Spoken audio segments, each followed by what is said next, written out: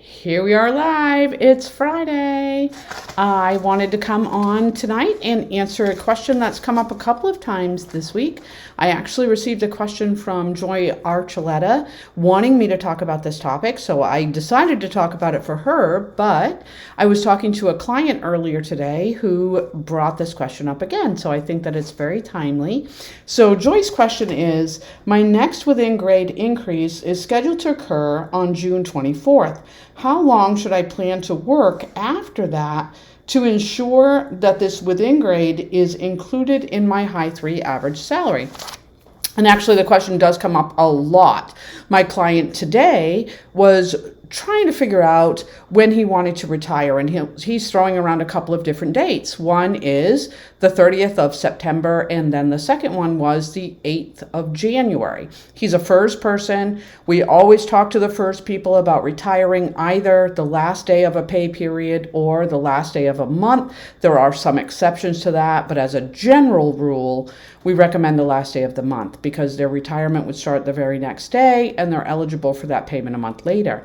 So with the first person talking about potentially going out on the 8th of January, I have some concerns. And so I ask, are you choosing that date because it's of significant value to you? It means something to you because that's your anniversary date? Or why exactly are you looking at the 8th of January? And his wife was on the call with us and she said, we're looking at that because he wants to stay long enough to be able to get the next raise, and then he's going to retire after that. And this is a frequent misunderstanding. So it's not only a question, but a lot of people will assume that if they stay long enough to wait for the next government-wide pay raise, if they stay long enough to get a step increase, if they stay long enough to get, a temporary promotion, whatever it is, that's going to significantly impact the amount of their retirement because it's going to count towards their High-3 average salary. And yes, it will count towards their High-3. So that part's not wrong. But what people don't understand is that I get credit for that salary only for the amount of time that salary was in effect. So the longer I stay beyond that increase, the more significant it is going to count in my retirement calculation. So that's exactly what I wanted to work through with you tonight. Again, try to make these not just one question, one answer, but a little bit of a learning opportunity for you. In case you don't get to come to the full-blown retirement class, you can still pick a little bit up from these Friday night live sessions. So in talking about the High-3 average salary, when I teach this in class, I tell people there are 3 ways that I like to address it. First, simplistically, so that people can then go away from the training and figure it out for themselves. Second, from a technical perspective, where we look at the OPM regulation together and see what's specifically listed. And then third, I become a human resources retirement benefit specialist and actually show them how this High-3 average salary is calculated. So that's what I'm bringing into tonight's training. From the simplistic perspective, what's important are the words. And it is a High-3 average salary. If you work for the federal government, I have no doubt that you've heard that before. Unfortunately, as we get closer towards retirement, a lot of us stop thinking about the High-3 and we start instead thinking about the last 3. It's quite common to hear people talking about their last 3 years, and we generally will let you do that simply because the last 3 is quite typically where we find the highest 3.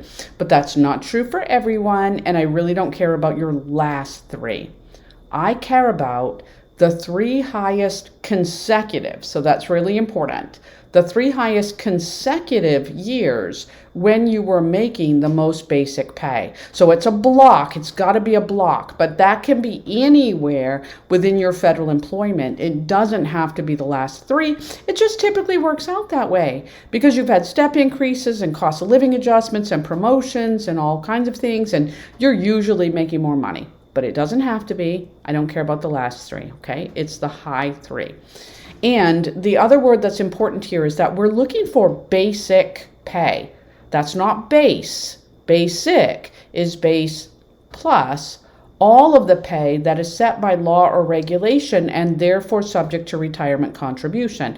Now, very simplistically, that is the money that you get every single 2 weeks, no matter what. So if you're trying to figure out, does this count? You look at it, you ask yourself one question: how often do I get this? If I get it every 2 weeks, with some exceptions, yes, it's going to count. But if I only get it when I'm doing this, if I'm doing that, if something else is going on, then it's not part of my basic pay, and no, it won't count in my High-3 average salary.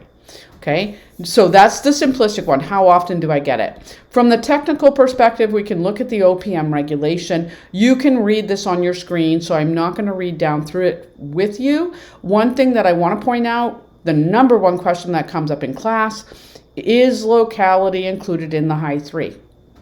How often do you get locality? Every single 2 weeks. Yes, locality is included in the High-3. Why do so many people think it isn't? Because so many people are equating base to basic, and you know that that's different. Now, one thing that I will point out here as well is that COLA does not count in the High-3 average salary. So if you are living in one of the locations, for example, Hawaii, Alaska, where you get COLA, your COLA doesn't count in your High-3, your locality does. Okay, and the rest of the list, again, you can read through it yourself. That's up there for you to freeze at any time and look at it, but that's not where I want to focus my time.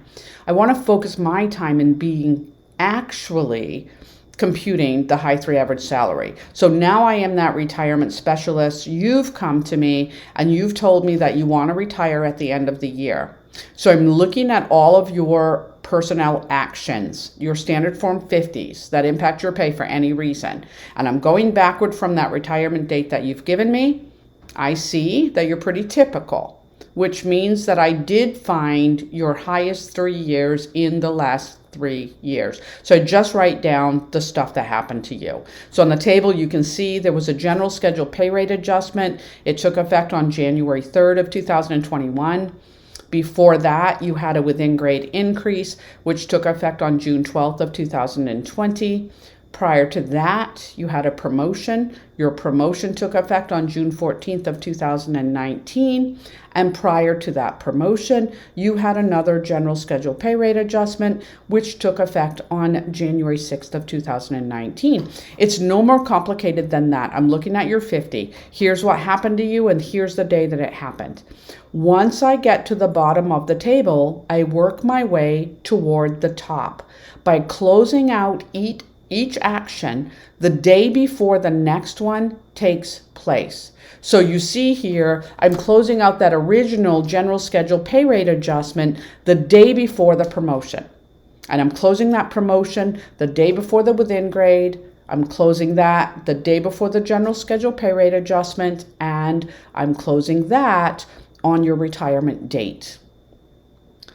If you are a general schedule employee or you are under a banded system, I am also getting the money from your standard form 50. If you are WG, WL, WS, or a Department of Defense firefighter, there's one additional step that we have to do for you. But for the general schedule, again, or pay band, I'm just looking at that standard form 50. And when I do that, so let me show you one. If I look at a standard form 50, I know it's pretty small on your screen, but 12A, B, and C will tell me what you're moving from, and 20A, B, and C will tell me what you're moving to. Block 20C of the standard form 50 says adjusted basic pay. I'm just going to grab the number from there and plug it into that High-3 average salary table. Now again, if you're working under the wage system or you're a Department of Defense firefighter, we have to do an additional step for each of those to be able to get your annual salary. Our DoD firefighters do get credit for some standby because they are not working the standard 40-hour week like everybody else. They're not working 80 hours in the biweekly pay period. So what I need to do is to first take their pay and compute that out into a regular annual rate of pay, and then multiply it by the number of hours that that firefighter is working. So you can see an example here where I have a firefighter working 72 hours. Their base pay plus locality is $43,954. We say that there are 2,756 work hours in the year. So when I divide that annual salary by the 2,756, I get $15.95 an hour. This particular firefighter is working 72 hours a week, so that's 144 hours biweekly. I take that hourly, $15.95, I multiply it by the 144 hours in their biweekly tour, which gives me 2,296.8 biweekly. There are normally 26 pay periods in the year, so I multiply that biweekly rate by the number of pay periods to get the annual basic pay for my firefighter. For the WG, the WL, or the WS who are paid an hourly wage instead of an annual salary, I'm going to take that hourly wage and multiply it by 2,087 hours. So I've got an example here for a wage leader who's being paid $19.56 an hour. When I multiply that by 2,087 hours, I get basic annual pay that equals $40,822. So again, the GS, the banded system, I grab it from block 20 Charlie of the standard form 50. The firefighter who's working more than 80 hours in the biweekly pay period, I've got to compute it out. The WG, the WL, the WS who's paid by the hour, I've got to compute it out. But now I have that annual pay for everybody, and I plug that into the second column of my table where I'm working on your High-3 average salary.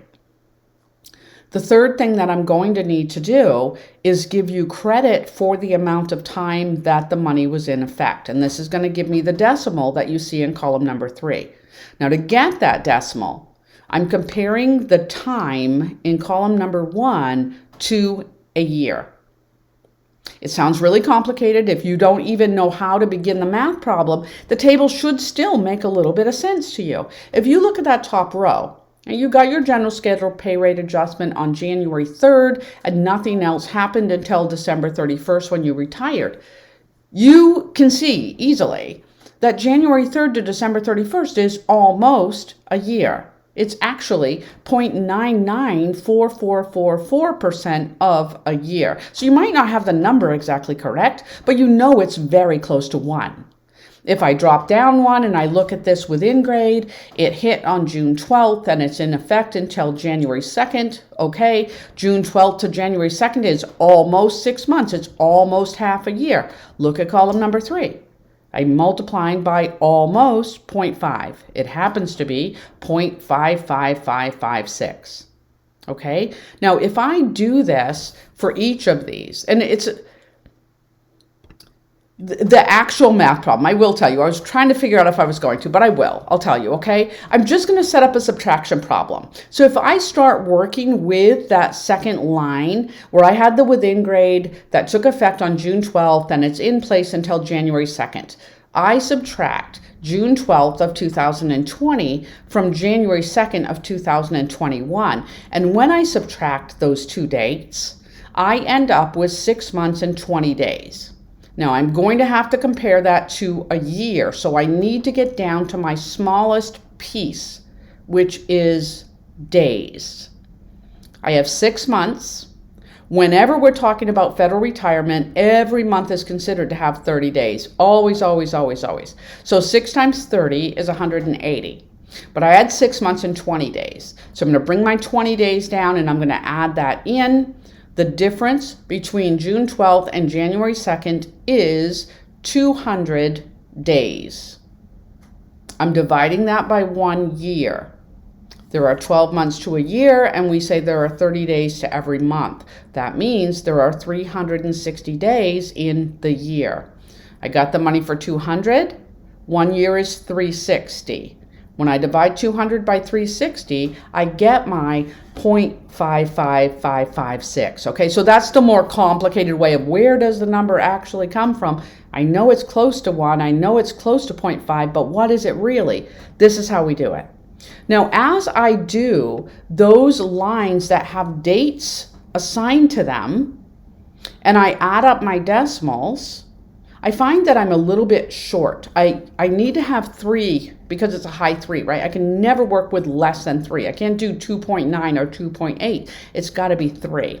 So when I take 3 and I subtract 0.99444, 0.55556, 0.99167, 0.43611, I end up with a remainder of 0.02222. That's how much I'm short.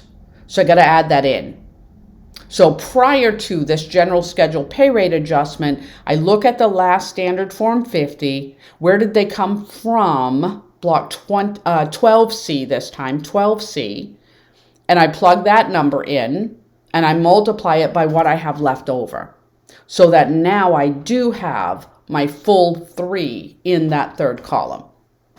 The next thing that I would do then is go across the table. Okay, if I'm sitting in this job that's paying out $69,462, but instead of sitting there for a whole year, I sit there for 0.994444, then I only get credit for $69,076.10.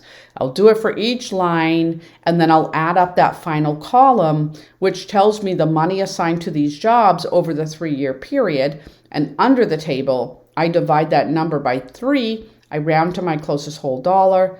That is my High-3 average salary.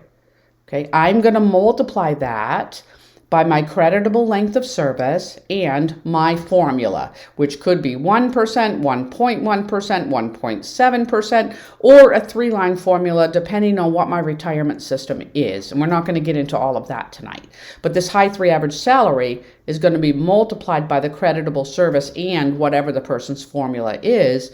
And the answer will be their annual retirement, their annual pension. Okay, so getting back to Joy's question and my client today, what if I have a pay raise that's coming up? How long do I need to stay in order to get credit for that in my High-3? 1 day. But the longer you stay, the more significant that pay raise is going to be. So in this one, I just said, let's look at 3 potential things, okay? At the top, what if there's a pay raise on January 3rd, 2021, and the person decides that they're going to retire at the end of that month? Well, then their decimal is going to be 0.7777. So that's going to add $5,402 to this math problem where I'm computing their High-3. But what if they only stayed a day beyond that pay raise? Is it still a line on the table? Yes. Do they still get credit for it? Yes. But when I divide 1 day by 360 days, now my decimal is 0.00278. So now they're only getting credit for $192.95 in the High-3 average salary. They stay for a year, okay, then that multiplier becomes 0.99. Okay, so the longer they're on there with that pay raise, the more significant it's going to be. So then I wanted to take it just one step further to go, okay, I understand that concept, but how is that going to impact the High-3 average salary? So here I had the general schedule pay rate in effect from January 3rd to January 4th, only that 1 day, right? It's on the table, but it's 0.00278. And then I had to adjust the rest of my table too, going down, because that second line was in effect for a shorter period of time, and the bottom line was in effect for a longer period of time. So now that $60,543, which didn't count very much before, is going to count 0.99444. And even when I add that in, I still don't have my 3. So I've got to reach back one more. And I now have to bring in this $58,000 salary, which I didn't have before. So by staying 1 day past the pay raise becoming effective, their high-3 average salary becomes $64,868.47. Remember, the reason they wanted to do it is to increase their high-3. Not only did it not add very much to the table, but it also resulted in us having to push back to a previous standard form 50, which means the overall result was a lower high-3 average salary. I would love to hear if you have any questions, if you have any comments about it. I would love to know what those are. And again, Joy Archuleta was the one that asked me to talk about this tonight. If you've got a topic that you want me to talk about, let me know what it is. I try to be here. It's been going Friday night at 6 Eastern. That may change. I keep talking about changing it, but I haven't changed it yet. So in the meantime, I'm here. If you watch the video afterwards, let me know that you stopped by just typing into the comments section, #replay. I would love to see that you watch the video. And if you have questions or comments, let me know. I hope you have a great weekend. Hey, be safe out there, okay? I know it's a long weekend, and I do want to take one moment to recognize our veterans who did pay the ultimate sacrifice and have given everything for us. And I also want to encourage you to be careful as you enjoy this long weekend. Take care of yourself. Let me know how I can help.